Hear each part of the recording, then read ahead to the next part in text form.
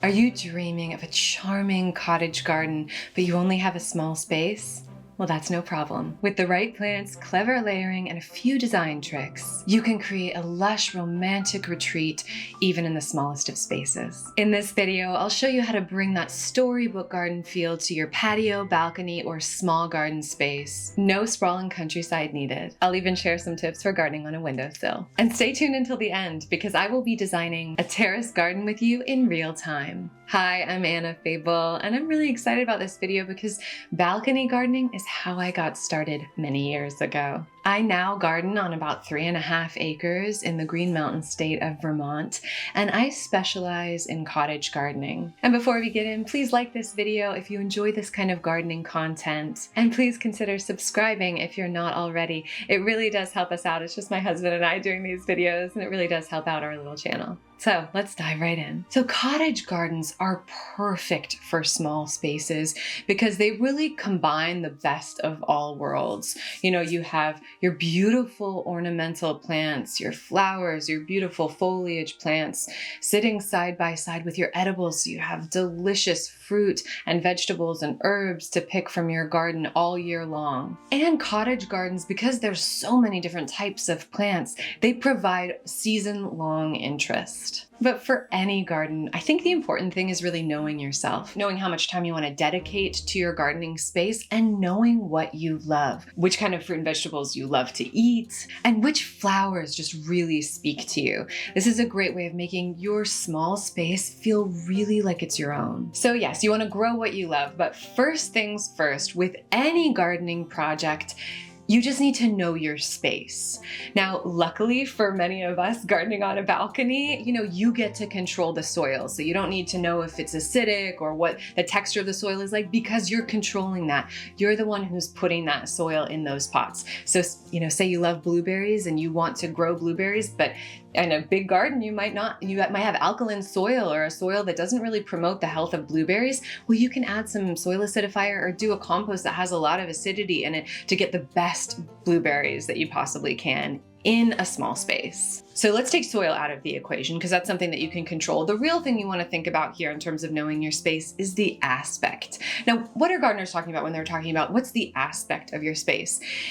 It's what direction your garden is facing. That's your aspect. And you go by cardinal directions. So you're either north, east, south, or west facing. And this is really important in just knowing one of two things. Are you north facing or not? Essentially, if you have a north-facing garden, if you take your phone, an app on your phone, most iPhones come with a free compass app on them, or you can go and buy a cheapo compass or whatever. But just putting the compass in the direction of your garden from the inside of your space, facing outward, and seeing what direction it shows. If it's saying, oh, that's south, great. You have a south-facing garden. It's going to be very, very sunny, very likely throughout most of the day. Now, if you have a north-facing garden, then very likely the sun is on the other side, so it's going to be a little bit shadier. Now, by no means does this mean that you're not going to be able to have a lush, vibrant cottage garden. It's just helpful to know, because when you have a little bit of a shadier garden, you're just going to know to put certain plants in there, which there are so many. I live in a shady garden on this 3.5 acres, so many of the plants that I garden with are shade lovers, and we have a wonderful garden that makes me feel so romantic and whimsical in the garden. And we've been able to do that with not that much sun. So beautiful shade garden plants are very available, and it'll feel romantic and beautiful and whimsical and clean and fresh if you have a shady garden, but it's just really important to know. Now, you might have a south, east, or west facing garden that's still shady, depending on maybe you have another apartment building opposite you that's blocking a lot of your light, and so you're only getting a little sliver of light at a certain part of the day. Or, maybe there's the way that the apartment building is shaped, or there's a tree or something that's kind of blocking your light. But generally speaking, you just kind of want to know the aspect of your garden. So with that in mind, the second thing I would encourage you to do is just kind of make peace with the fact that you're going to make mistakes. Very likely, if you're gardening on a balcony garden, it's probably your first time gardening. And if it's not, maybe you've gone from a larger garden space and now you're in an apartment space, well, then you probably have a general idea about how to garden, right? But if this is your your first time with all of this and you're really curious about how to do it, then I would really encourage you to kind of make peace with the fact that you're going to make mistakes, because there's no such thing as a black thumb. That's just not a real thing. I don't believe in a green thumb. I don't believe in a black thumb. I think that everybody can garden. It's just about your level of friendship with the plants in your garden. So you just have to kind of get to know your plants. You can't expect to know everything that they need upon first meeting them and introducing them into your space. These relationships take time. So I really encourage you. For me, the most important thing is not, oh my gosh, I made mistakes, or preventing yourself from making mistakes. The most important thing is, what do you do after you make those mistakes? Do you throw up your hands and say, oh, I can't do this, I'm done? Or do you say, oh, okay, here are the things that I learned. I tried this here. Next time I'm going to try it over here. Okay, I'm going to double down on my enthusiasm and my efforts here, and I'm going to try again. But I would highly encourage you just to make peace with the fact that you're going to make mistakes, and that doesn't mean anything about you. You know, once you plant your first plant, you're a gardener, you're gardening. So being a gardener is really about being a student of your garden, being a student of your space, and paying attention to what's happening in that space. So really use your new garden as a trial ground for getting to know these beautiful plants, and really trying to make sense of what makes them feel at home. What makes these plants feel at home in your space? So now when you add flowers into your garden space, what I would suggest that you do for a small space is really have plants that are multi-purpose for you. So you can think about things like hyssops. Hyssops add height. They're very beautiful. They have a great structure to them. They're very fragrant, very herbal. Think about echinaceas. Echinaceas have a long blooming season and a very beautiful plant that you can get in a variety of different colors. And then Nepeta, one of my favorite plants, is one of our first blooming perennial plants. It's got a beautiful blue-green foliage. The flowers are gorgeous, zingy purple blue color. It blooms for a very long time, and it adds a really vibrant pop to your garden, and it can stand a variety of different lighting conditions. Plus, all three of these varieties of plants are medicinals that you can use in baking, in cooking, and in your tea blends. So if you're on a you have a little small apartment balcony or a little terrace, and you want to start an apothecary cabinet inside, you want to dry your own herbs and really get into herbalism and start learning about what plants you can eat and how you can use them and what properties they kind of serve for you, well, then you can start to do that with these beautiful plants. The other wonderful thing about those three plants that I mentioned is that they're all fantastic pollinator attractors, and Nepeta and hyssops are really great attractors for hummingbirds as well. So imagine that you're sitting on your balcony, you have all of your tea blends growing, they all have beautiful flowers, they last a really long time. You can harvest them later and dry them in the kitchen and use them in your baking or your tea blends. And while you're out there, you're surrounded by butterflies and bumblebees and even hummingbirds. Sounds pretty magical to me. In a small space, I think choosing a color palette is especially helpful because you want each plant to kind of fight for its life to deserve that space that it's taking up. So I would just say try and restrict your color palette if that's something that you're interested in. Maybe you want all kinds of colors and you just kind of want to fly by the seat of your pants and just sort of see what jumps out at you at the garden center. That's totally fine. But to invite a sense of harmony into this space, I think design-wise, a great thing to do is to just choose some colors. Maybe you love really punchy colors. You know, a cottage garden doesn't have to be soft, pale colors. It definitely can be. That's what a lot of my garden space is. But punchy, bright, jewel tone colors could be a great way for you to kind of minimize that palette and have a sense of cohesion in your garden. So you could do jewel tones like, you know, rich ruby reds and burgundies. You could do deep purples and royal blues, vibrant, rich oranges and fuchsias all throughout your garden, and just do a variety of those different plants. That could look so beautiful in a cottage garden space on a balcony. Or maybe you like those softer, romantic kind of colors. Maybe you like soft purples and periwinkles, and you like that little sky blue and a soft dusty pink and maybe some white colors in there as well. Maybe that's your jam. So just sort of limit it to that. And then you can still be really inspired when you go to your local garden center and say like, oh, this is what I want to do. Okay, this looks good. This looks fun. But just having that color palette in mind as you're shopping.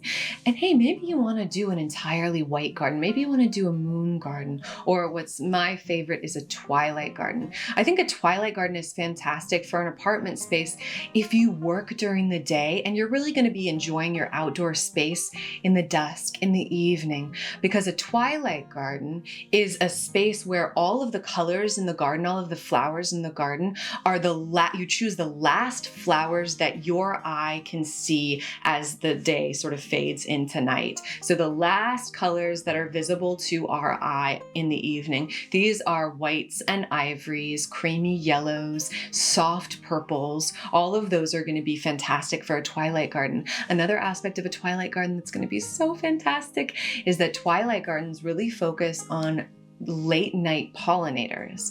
And the reason that this is important is that it's calling in things like moths that feed at night. And so these beautiful flowers, you can choose ones that are fragrant in the evening to call in those nighttime feeders. And that way, when you're out there enjoying your garden, you're not missing that kind of early flush of fragrance that some of our daytime pollinator attractors are going to emit.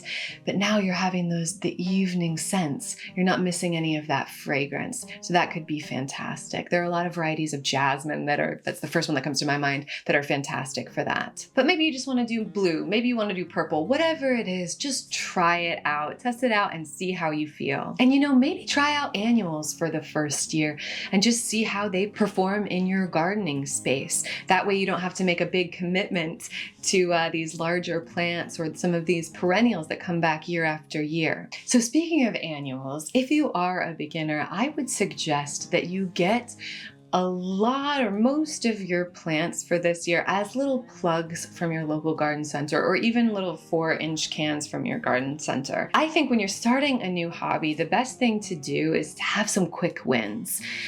I think one of the most discouraging things is when you make a mistake early on and then it kind of discourages you from continuing. And that's really a bummer, because so much of what you're going to be learning is going to come from the growing and the nurturing aspect of it. And successfully starting a plant from seed, that already has a pretty large learning curve, right? So I would sort of mitigate that as much as I could by buying things that are already started at your local garden center, or by starting plants from seed that are really easy. So I would do like a little bit of a mix of both. Get a lot of your plants that are already started from your local garden center, and then start a few varieties of seed that are really beginner friendly. Things like cosmos, things like zinnias, things like nasturtiums and morning glory in terms of your flowering plants. I think that would be a really fantastic way of doing it. And then let your local garden center start the rest of them for you. Now let's talk about some edibles to put in your small gardens. So similar to the flowers, with our edibles, I think it's important to have them serve multi-purpose, right? So to have an edible that's also beautiful. We have flowers that are beautiful that are also edible, and now edibles that are also beautiful. So some that really come to mind right away that I usually include in my cottage garden are purple kale, beautiful ruffly foliage on the purple kale. And usually when you put that in and amongst your ornamentals and your other flowers, it's not going to be afflicted as much with the things that like to go after our kale, things like the cabbage white butterflies, things like aphids. They have stayed off of those in our cottage garden more than in our kitchen garden. Another one is lacinato kale, a beautiful sort of dark blue-green leaf. They form these really beautiful sort of fountains of foliage that are fantastic, and then you can just harvest the leaves and they kind of keep going up and keep getting taller and taller. Very, very beautiful in a garden space.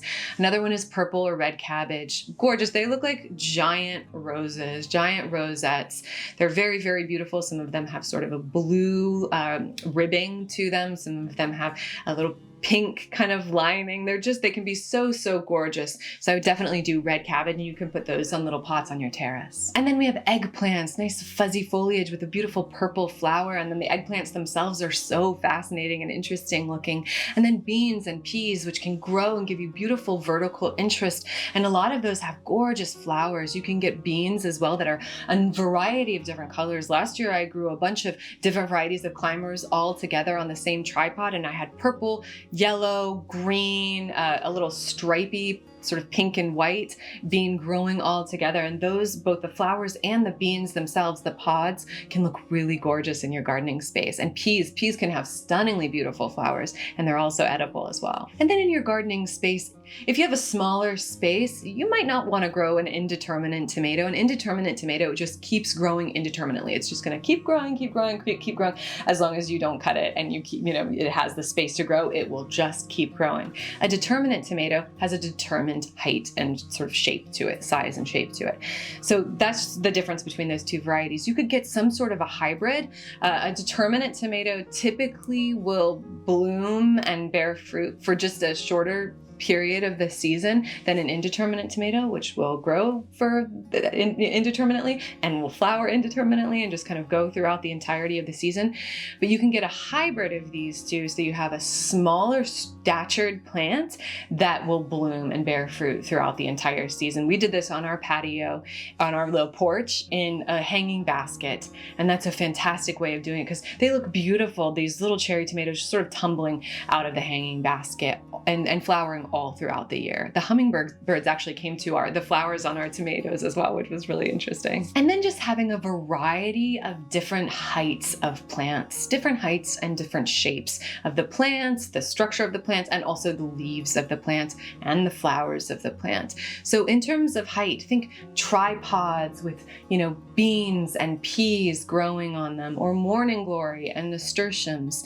Think, using vertical interest in the way of hanging baskets or pots that have things that weep out of them, things like ipomoea or sweet potato vine that can get draped really, really long, or dichondra silver falls is a beautiful one. Or if you love that flower and you want to attract hummingbirds as well, you could use something like a superbena amethyst, imperial blue, whiteout. They all attract a lot of hummingbirds in our garden, and butterflies as well. So if you're gardening in an apartment complex, the only thing to note is just to make sure that your terrace or your outdoor area is equipped for a gardening space, meaning that, soil in pots when it's watered, it can be quite heavy. So you just want to make sure that you check with your manager, your building manager, and just make sure that that outside space is equipped to handle weight of that kind. My next tip is don't be afraid of planting big plants. Now, a lot of people, when they see a small space, they assume, oh, this is going to be fantastic for small plants. I would really recommend trying the opposite. Big plants can work to beautiful effect in small gardens. Height is really your friend here, so I really encourage you to think about planting climbers, lots of climbers. So you could do maybe a clematis or two clematis on either side, and that can provide a beautiful privacy screen from maybe the other apartments that you have on either side, but it also kind of envelops you in the gardening space. And then you could do one clematis that's an early bloomer, and then you could do a later blooming clematis to plant that succession of blooms throughout the year. And then you could have one of them be really, really fragrant. There's one in a park nearby here that's in full bloom right now in March. And it is this beautiful white one that's climbing all over this old, beautiful building, and it smells incredible, sort of like honeysuckle and jasmine. I want to figure out what this one is, so I'm going to try and find the variety, but let me know if that's something that you want me to share with you, because it is gorgeous.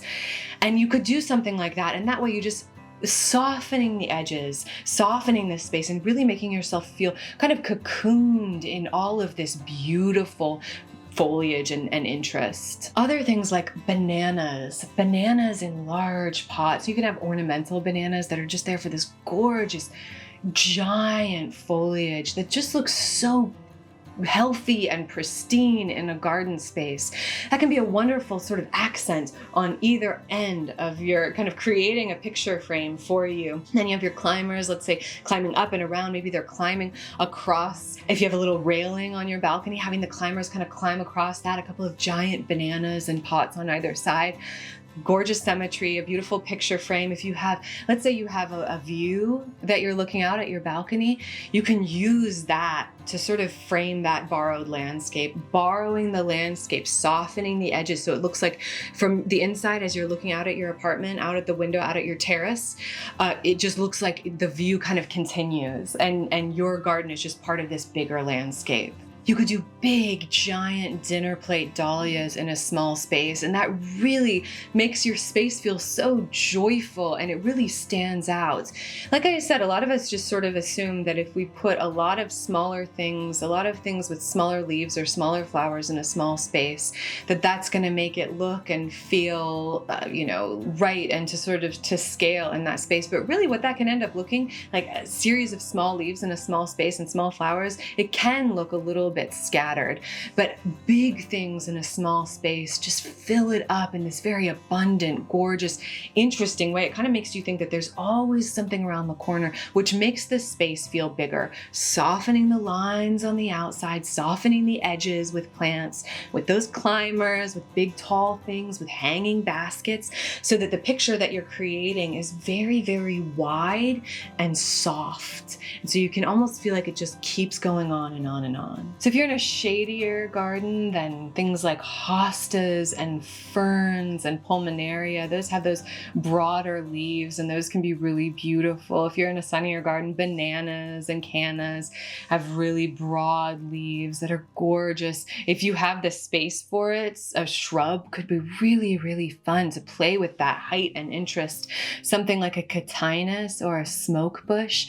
If you have a really, really either red brick or warm colors outside, or maybe it's just really, really sunny in your outdoor space, sometimes when you have foliage colors that are either purple or blue, kind of those softer colors, it can kind of make the whole space feel a little bit more peaceful, a little bit more tranquil. So something like a smoke bush that's got a darker leaf to it, something like a hosta, something like a lamb's ear if you have a sunnier garden space.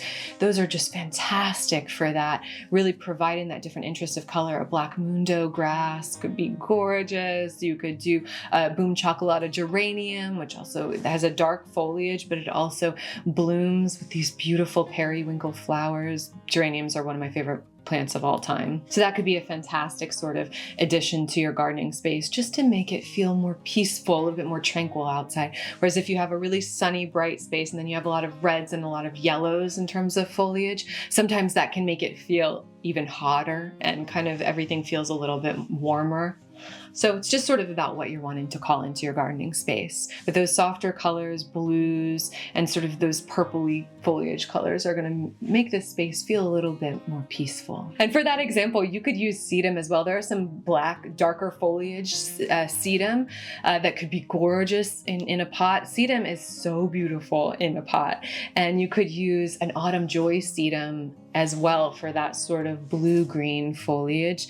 And I think sedums really have interest all year long because the new foliage comes up in these little mounds that just sort of look like sea coral. They have this, succulent-like foliage. It's very interesting, kind of a thick foliage accent that looks really nice paired with wispier foliage or wispier plants like agara, wispy, kind of butterfly looking foliage, and then a really sturdy sedum next to it. Plus sedum looks beautiful all year long. When it's starting to bud up, it looks gorgeous, and then when it starts to flower, these little landing pads of gorgeous star-shaped flowers. The autumn joy, like I said, I love that one.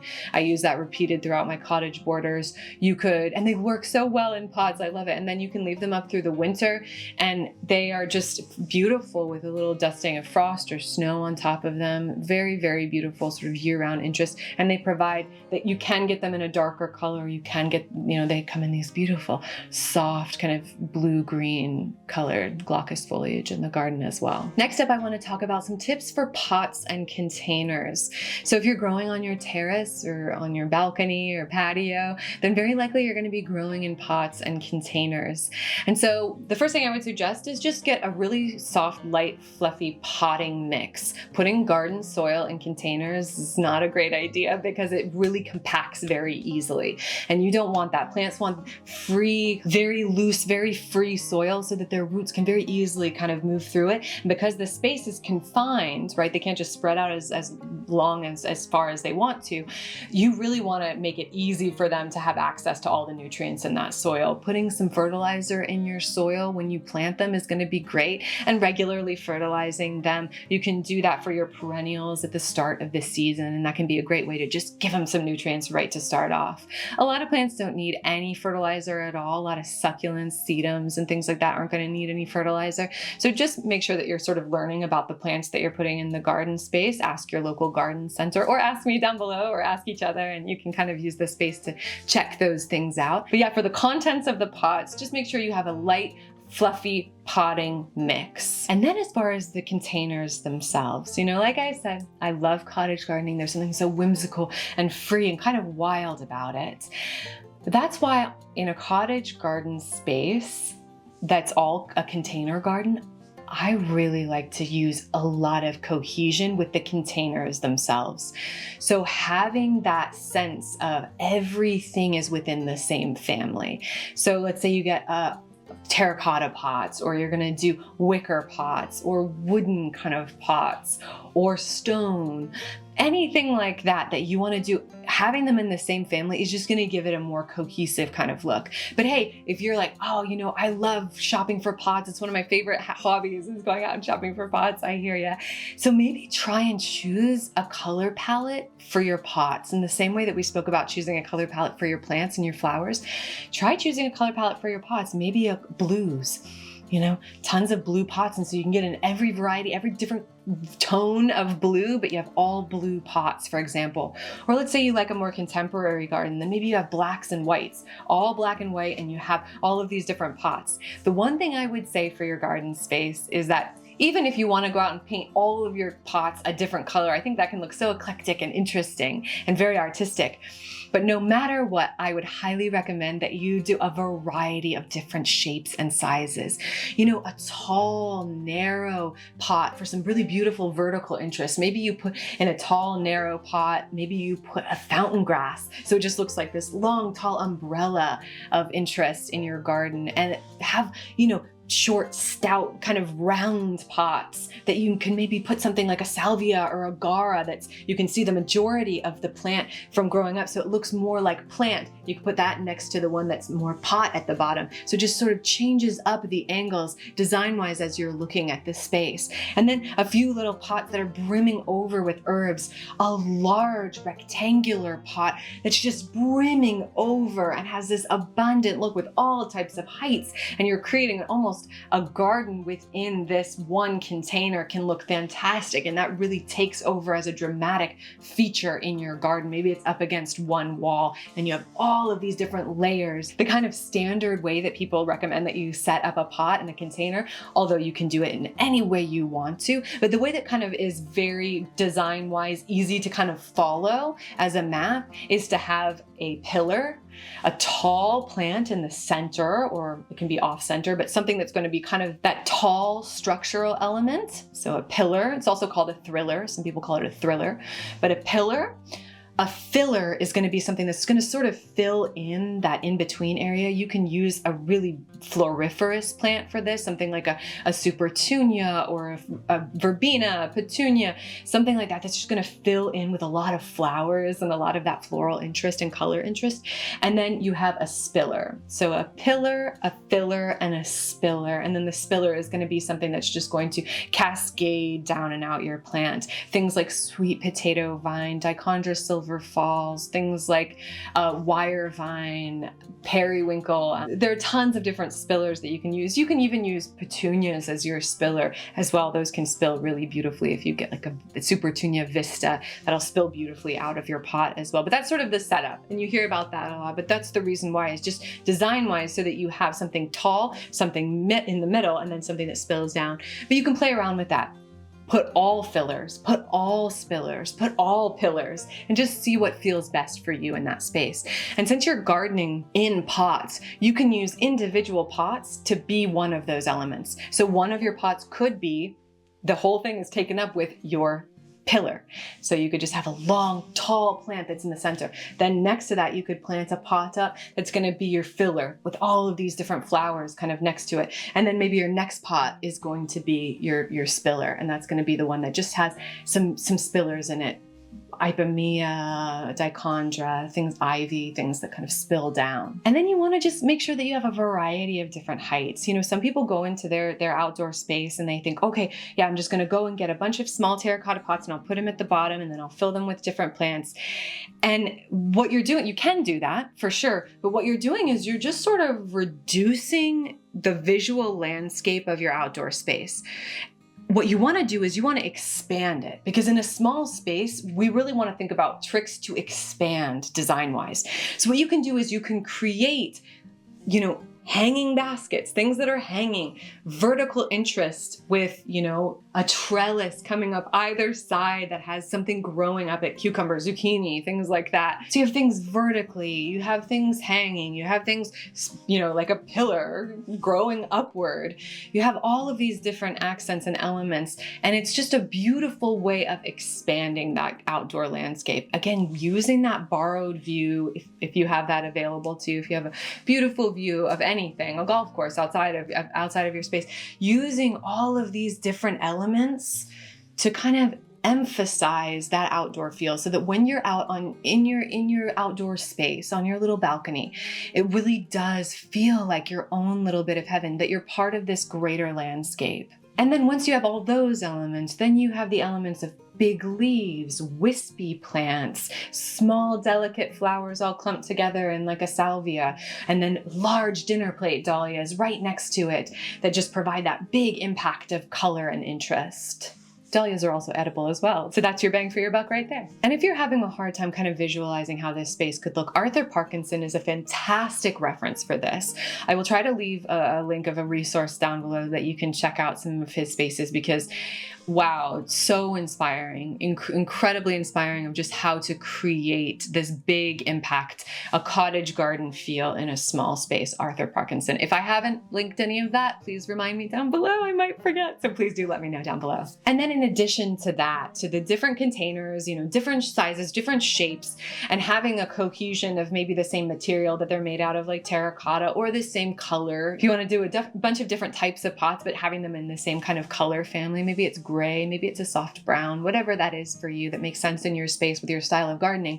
But whatever it is, just having tons of interest with the pots, different shapes, different sizes. And then, like I said, then you can really play around with the textures and the shapes and the sizes of the plants as well. So with that in mind, you can also think about pocket gardening. And this is done to brilliant effect if you get, let's say, a recycled pallet from Home Depot or something like that they were going to get rid of. And then you can just create these little planting pockets within the pallet, and then you can plant tons of things vertically. Having that vertical garden in your space is so beautiful and so fantastic for small spaces and apartment gardens, because anything that you can do to soften the angular nature of an apartment terrace.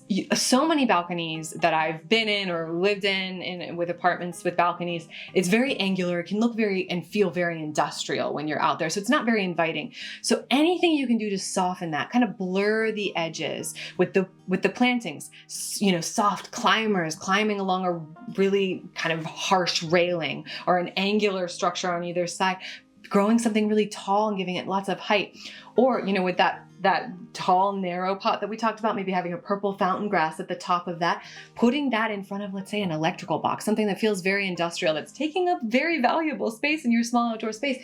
Plunk something in front of that that's going to kind of soften those edges and really give you that feeling of being engulfed in wildlife and in nature. So a pocket garden is going to be great for that. Strawberries are a very popular one to grow up that, because it's nice to kind of harvest them from a standing height, so you don't have to get on the ground to harvest the strawberries.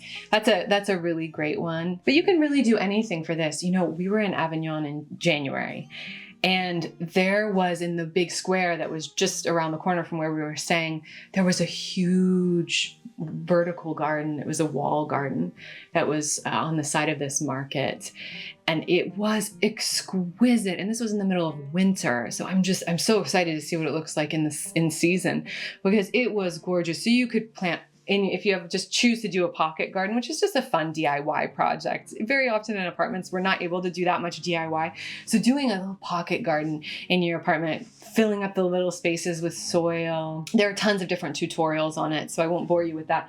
But doing that with evergreen interest, things like ivy or, different kind of interesting foliage accents that are evergreen in your area, that could be so beautiful to have 2 walls of green anytime you go outside throughout this season. And again, just thinking about anything that you can do to sort of soften those edges with beautiful plants. And the last thing I want to talk about is compost. So one of the reasons that you wanted to start a garden on your patio is because you want to be part of that bigger kind of biological gardening picture.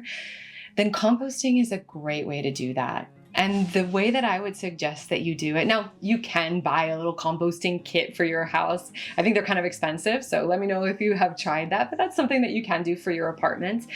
But what I would suggest that you do is gather your compost, and then very often in cities and towns, they'll have a community composting system. So when I lived in New York City, there was one in Union Square, and they would just sort of come and you could dump off your compost during the farmer's market. So that's a great way of just sort of feeling like you're a part of that biological picture of gardening, and it's connecting you to your community as well, which is fantastic. Now, a few things about windowsill gardening. So the first thing I would suggest when gardening on a windowsill is to pick a bright, sunny window.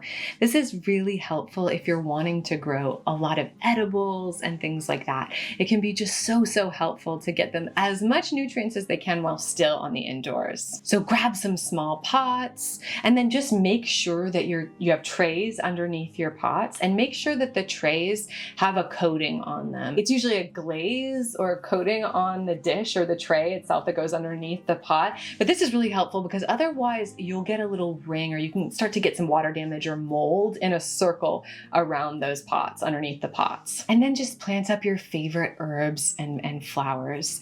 I would suggest that you start with some smaller varieties so that you don't have to also be pruning on them. But fantastic things to start are basil, rosemary, thyme, oregano, things like that are fantastic to start. In terms of flowers, starting things like marigolds, lavender, violas, violets, pansies are great to start in your windowsill. Cyclamen is fantastic to start in your windowsill, and you can include that in kind of a bigger arrangement, a bigger container arrangement if you wanted to do that as well. Cyclamen can handle low light situations, so that's a great thing about it. But a lot of your herbs and medicinals, they're from the Mediterranean, which is near where I am right now. And so this gardening climate is very dry. So thinking about that, what do they want? Really make sure there's a really well draining, fluffy potting mix in those pots. Choose something that's a little bit bigger than the pot, but don't have it be swallowed up in space. You don't want to have a giant pot with a tiny little plant in it. It's harder to get the watering balanced if that's the case, but just a little bit bigger than the actual pot itself. So if you have a little 4-inch pot, then put it in just something that's maybe 6 inches. And that way you can really fill in the sides. It'll have time to grow out, but it's not going to be drowning or thirsty. It's a lot easier to kind of balance that watering if you have them in a pot that's just a little bit bigger than their actual size. The other thing is that you want to make sure that you have a nice amount of root run, and that your soil is really free draining. A great way to do this is just to add perlite. Add perlite to your soil. Perlite it's a natural organic material, and it is puffed volcanic rock. So even though it looks like it's plastic or styrofoam, it's not actually. So just you can pour that in there. Just make sure, a lot of people suggest that you wear a mask when you're dealing with things like perlite or vermiculite, to protect your lungs, because it can be ground up into little fine particles. So just protect, maybe wear a mask or something like that while you're working with it. Add some perlite to your soil, and then plant your plant in there. A lot of herbs, they grow in these little craggy nooks and crannies, things like thyme and oregano. They don't actually need that much fertilizer. But things like basil is going to be a little bit of a heavy feeder. Lavender should be fine. You probably don't need to fertilize your lavender very much. But yeah, just try these things out. Put them in a sunny location, water them regularly. You can get a little water meter. I have one of those for my indoor house plants. And when you're first getting started, that's a really helpful thing. It'll just sort of tell you if the plant needs water or not. You just literally stick it into the soil, and it'll tell you if the plant needs water or not. If I can remember, I'll try and leave a link for that as well. Again, remind me if I haven't remembered to do that. But they're pretty affordable. I think it's like $8 or something like that. And you can just tell right away what your plant needs. But you could also do things like jalapenos. Those would be fantastic for a little windowsill garden. Chives with beautiful flowers on them could be fantastic. You know, mint is one of my favorites. That's a great one to grow in the windowsill. You could do a chocolate peppermint in your windowsill. It's one of my favorite plants. Pineapple sage is another one of my favorite plants for the apothecary garden. Harvest those, put them straight into your tea. So amazing. A little bit of lemon. It's like a fantastic iced tea if you wanted to make something like that, an herbal iced tea during the season. And then things like lilies. Those are great for a shadier windowsill. Beautiful. You could do African violets. Pelargoniums are fantastic. You know, those sort of very Mediterranean style, like annual geraniums is what a lot of people call them. Those are fantastic for that application as well. Very beautiful, very low maintenance. That could be a really fun one to start inside. All right, so are you still here? Are you still there? This is a long one, but now I want to go ahead and jump right into our designing. So let's design you a beautiful outdoor terrace garden. Okay, here we have a beautiful little terrace. It doesn't look too deep, but yeah, we are gonna be playing around with all of these design elements that we talked about, creating that privacy and enveloping garden space, softening the lines, any of the kind of industrial lines that we have here. And we just want to make sure with a gardening space like this, we might not be able to do hanging baskets that come out of the space above, but just always double checking with your building manager to see if these things are possible. But yeah, let's go ahead and get started. I think the first things I want to start with are some big interest plants, really providing structural interest. And there's a beautiful mountain in the distance here. There's some green, you know, some trees down beneath and around. And so there's a lot that we can play with in terms of borrowed landscape, and the sky being the borrowed landscape, right? That's just like an extension of the gardening space, and it'll really feel like you're gardening and sitting up amongst the clouds. So let's go ahead and get started with some of our structural elements. I think we're gonna do for this gardening space, let's do some terracotta pots, just because I think that's the easiest thing to find on this program. So we're starting with 2 of these terracotta pots, and I want to put some bananas in those. I think bananas might be one of our repeat interests. Actually, I'm going to do something different in this one. So we'll have that as a terracotta pot, but let's do another one of these, and we'll put this right here, and this will be our second banana. Gorgeous. So those 2 bananas are sort of framing in this little space right here.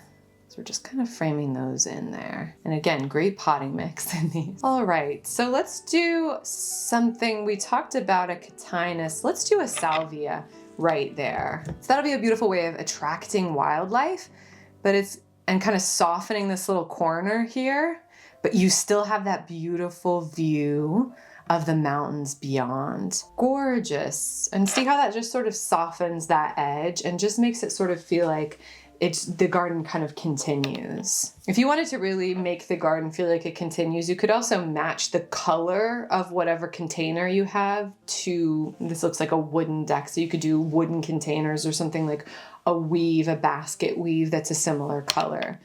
All right, now let's imagine that you've gotten permission to do a hanging basket because I feel like it. If that's not the case, then I would just do a trellis where I'm about to do it. Cool, let's do a hanging basket, and they already have some options here. So let's do some impatiens. And for this garden, let's say we're doing a lot of really vibrant colors. Let's do those jewel tones. So let's put this hanging basket here, and it's kind of blocking the view of these other 2 apartments here.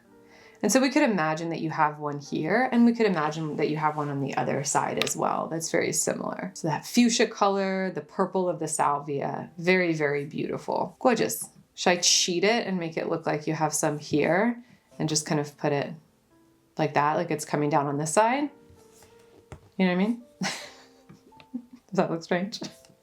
Okay, you get the idea. I'm imagining that the garden kind of stops where our eye starts. And you could also plunk in a few more hanging baskets if you wanted some really bright, fun color. Let's say you have these punchy oranges hanging down here as well. like so. Attracting lots of pollinators, a lot of fun. So let's put this begonia on near your sliding glass door, a little bit more in the shade, but let's have it on the side that doesn't open, the stationary side, so that it's not getting in your way. Beautiful. Loving that. Cool. So very bright, punchy colors. Next up, let's put something here. I'm gonna do a short, squat little one. And let's do a bunch of orange zinnias in that one. They'll pair really nicely with that salvia, great butterfly, and bumblebee attractor. And that's just really bright and fun in that corner. And that's one that you could start from seed. That's one of the ones that you could choose to start from seed, starting them in little trays on your windowsill. Or if you have a lighting system inside. Gorgeous. So that's just sort of softening that space and making it feel like the garden kind of continues. Yellow would be great as well at the end of the balcony, because yellow kind of plays this illusion with your eye where it makes it feel like the gardening space is just that much longer, long and far. It's great way of playing with illusion of color. Beautiful. So now I want to do a climber. Let's say we love the idea of the clematis. So let's do a clematis climber growing up along the sides. Let's do this bright purple one, since this is sort of the color palette that we're playing around with, is these bright, exciting jewel tones. So let's say we have that as a climber there, and it's sort of filling in beautifully, softening that edge. And then that's just going to be a nice green backdrop for the rest of the season. And see, I like how we still have the airiness underneath. So what I might put underneath is something really wispy, so you can continue to have that lower view of the trees maybe, but it's kind of hiding some of what we've got going on down there, some of the infrastructure. Before we do that, let's do one more climber. Let's do another clematis, and let's kind of match our idea. So let's say that this is an early flowering clematis, and it's not growing up against the window, it's just growing up against this wall here. So it's kind of enveloping you in flowers. It's growing up, either you have it on a tripod or some kind of thing, or you've put a little trellis, a little lattice work up against the wall there. Gorgeous. So then I want to start playing pots here that have something a little bit wispier in them. Let's do you a little strawberry pot here, and we'll do actual strawberries in that one. So that's going to have white flowers, typically, usually white or pink flowers. Let's say we got you a little pink variety, hot pink variety. But even if you had a white variety, I think that would still go, because it's just a small amount here. It's not going to mess with your color scheme. So let's put you some of these spread throughout. Gorgeous. There's your little strawberry planter. I'm going to do another herb planter on the other side. So we're going to do that same pot, but we're going to do it filled with herbs. And this is going to be closer to us here. We'll fill that in a minute. Pop that one there, just so we can remember to kind of repeat that same pot, get that repetition going. I was looking for the ruby moon, I think it's called butterfly bush, because I thought that would be really nice to have a buddleia right here, but they only have this soft pink, which I don't think is what I want for this space. So we'll do something different instead. Red hot pokers, those are beautiful. So we could do that here in this pot, and that adds an interest, a different kind of color and texture. We move it down a little bit so that we can still see our strawberries. Let's have that like there. That's going to be really pretty. Some red hot pokers up against that deep, rich purple color. And I'm trying to do some really vibrant colors here because I think it'll pack a lot of punch in this space. And also because I tend to do kind of softer colors. So I wanted to just change it up here. Let me repeat the red hot poker in the back just to create a little bit of that cohesion. So we have some more of that interest back here. I'm going to put a tall, narrow pot right next to our red hot pokers. And in that, I think I'm going to do a Veronica. Let's see what colors we can do. Yeah, let's do this deep purple or light blue.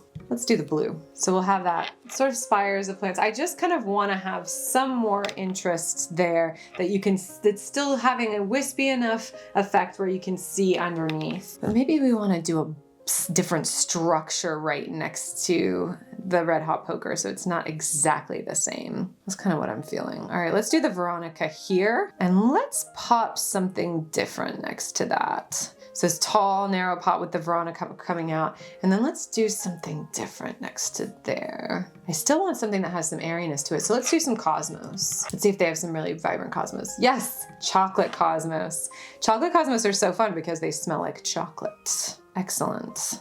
That's a different structure. It does have the same look as the red hot poker, but the red hot poker is a little bit orangey in color. So maybe what we could do is maybe we can do, I might move it over again, you guys. I might move this over here, our tall, narrow one over here, and then move the Veronica. Okay, we're gonna move the chocolate cosmos over, and let's put something else next to our red hot pokers. Fuchsia, something that's fuchsia. All right, so we're gonna do this big pop of petunias in this pot. That'll be a different kind of structure for that space. There we go, popping that in that pot. I'm gonna still be able to see behind it. Nice, so I think I might put some more petunias next to the cosmos. Say it's a little wider and a little lower of a dish, and let's do some purple petunias next to them.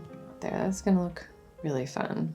So that's kind of changing up the interest there, but you have enough wispy things to kind of still be able to feel like the garden kind of continues even lower down. And the petunias are gonna kind of hide some of those pots, so that'll be nice. Now let's add some edibles. Let's grow some beans up our clematis arch here. So we'll just add some beans to this clematis. Beautiful.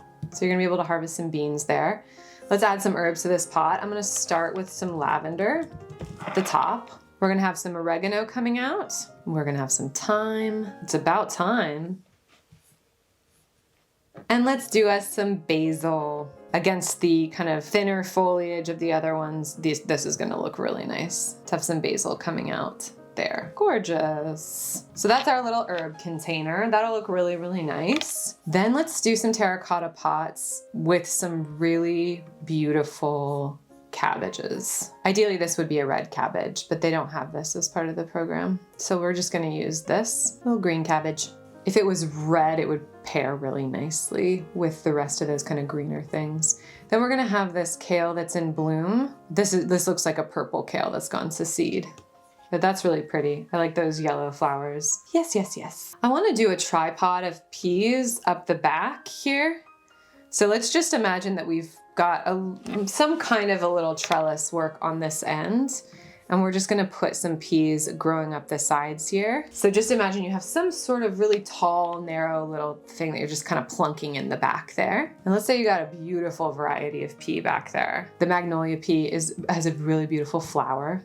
Very beautiful, very interesting flower. Pink and purple, but hot pink. So it would actually look really nice in this garden with these colors. Gorgeous. So we have some peas back there. I want to get you some lettuce. There's some really beautiful varieties of lettuce that are beautiful red color. Let's do some of those.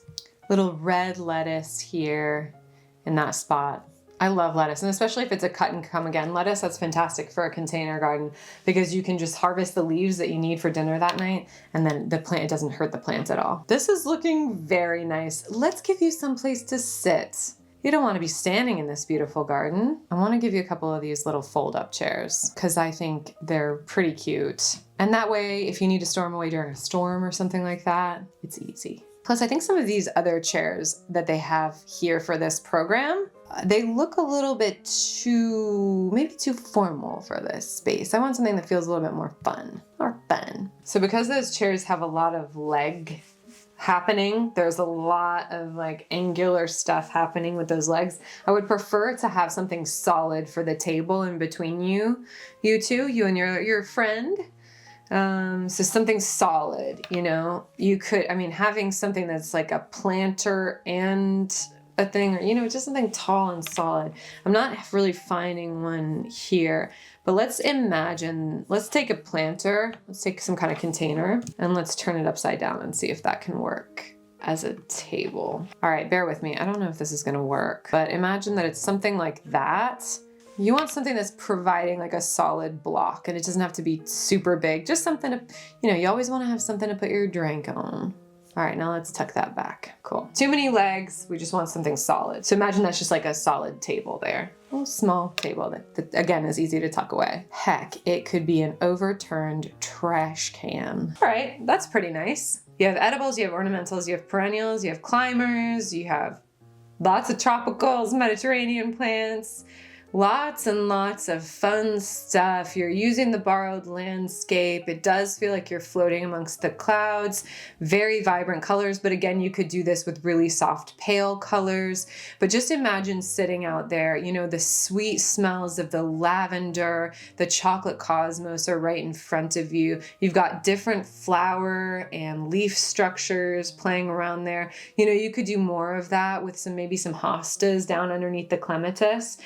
But yeah, playing around with all of these different shapes and colors. If you're not able to do the hanging stuff up top, then instead of doing it like that, you could just do some more vertical interest or encourage annual climbers like morning glory or nasturtiums to just kind of climb up that side. Or you could do, if you live in a warmer area, you could do bougainvillea, which could be a fantastic perennial climber for you, and just train that along the top. Because even if you're not, allowed to put a hanging basket there, add hooks, you would probably be able to train something growing up that without too much fuss. It's not going to be super heavy, especially if it's an annual climber. Something like morning glory isn't going to do any damage. But always check with your landlord or your building manager before you do anything like that. I think it looks pretty good. I think it's a very bright, vibrant place, lots of interest. Another thing to think about is if you live in an apartment that's on a really busy street, if you live in an apartment that has, maybe that's near a highway, that has a lot of, noise pollution or just pollution, planting plants on your balcony or on your outdoor space actually has a way of muting sound and also mitigating the amount of pollution that comes into your home. It's fascinating if you do any research on that. If you want me to do a video about kind of what plants to plant for pollution, then do let me know. But you can actually plant certain plants as a screen that are going to collect more of those pollutants than other plants so that it's not going to come through into your living space. So that's another interesting thing to think about. But you're going to have tons of butterflies, tons of edibles, you'll have hummingbirds in this garden. You'll have lots of fun things to play around with, lots of color, and some annuals that you can trade out every year. Same with your edibles that you can kind of trade out throughout the season even. But that's it. That is our small garden space design video. I really hope you like this video. Please like it if you like. Subscribe if you're not already. Again, it really does help us out. I noticed that almost 78% of you who are watching aren't subscribed, so I would really love it if you would subscribe, and I'll see you again in the next one. Okay, bye. I'm gonna show my husband. Do you wanna come in? Yeah. That is gorgeous. I love the colors. Yeah, it's very vibrant. I know, this is yeah, this is more your color palette. Yeah, the blues and the reds. Yeah. Wow, that's cool.